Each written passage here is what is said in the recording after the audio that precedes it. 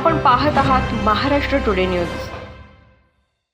मुंबईतील रेल्वे स्थानकांच्या नावाची बदल करण्यासंदर्भात आज मुख्यमंत्र्यांसोबत बैठक पार पडली। ब्रिटिशकालीन रेल्वे स्थानकांची नावे बदलण्याचा अधिकार राज्याला आहे। ही नावं लवकरात लवकर बदलण्यात यावी यासाठी मुख्यमंत्री एकनाथ शिंदे, केंद्रीय मंत्री अमित शाह यांच्यासोबत बैठक घेणार आहेत।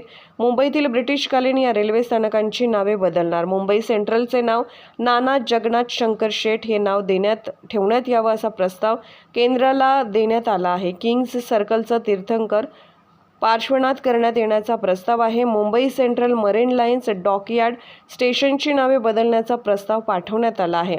याशिवाय Curry Road, Sandhurst Road, Dockyard, Charni Road आणि कॉटन ग्रीन या ब्रिटिशकालीन रेल्वे स्थानकांची नावे बदलण्यासंदर्भात देखील आज मंत्रिमंडळ बैठकीत चर्चा झाल्याची माहिती आहे।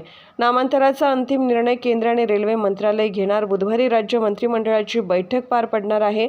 या राज्य मंत्रिमंडळाच्या बैठकीत ब्रिटिशकालीन रेल्वे स्थानकाची नावं बदलण्याचा प्रस्ताव मंजूर होईल असंही राहुल शेवाळे यांनी सांगितलं आहे। ज्या मागण्या आल्या आहेत त्यानुसार ती नावांची बदल करण्यात येईल असं शिंदे गटाचे खासदार राहुल शेवाळे यांनी सांगितलं आहे। दरम्यान रेल्वे स्थानकांची नावं बदलण्याचा अंतिम निर्णय केंद्र सरकार आणि रेल्वे मंत्रालय घेणार असल्याचेही ते म्हणाले आहेत।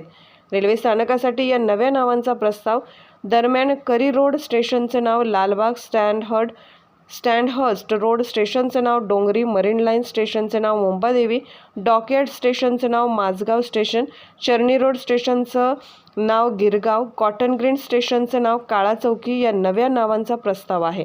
महाराष्ट्र टुडे मराठीसाठी ब्युरो रिपोर्ट, मुंबई।